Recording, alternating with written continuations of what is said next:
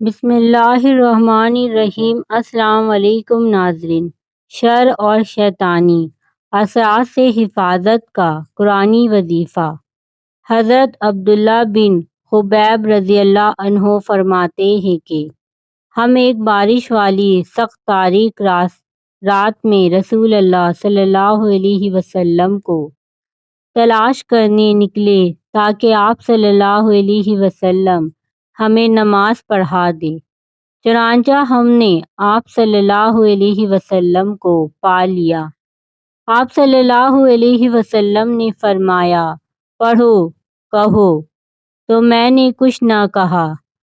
آپ صلی اللہ علیہ وسلم نے پھر فرمایا، پڑھو، مگر میں نے کچھ نہ کہا کیونکہ معلوم نہیں تھا کہ کیا پڑھنا ہے۔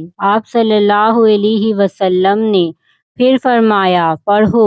میں نے عرض کیا، کیا پڑھوں؟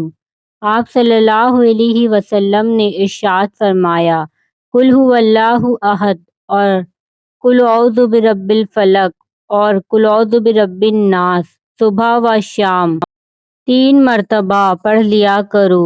یہ صورتیں تمہیں ہر شر سے بچائے گی اور محفوظ رکھے گی۔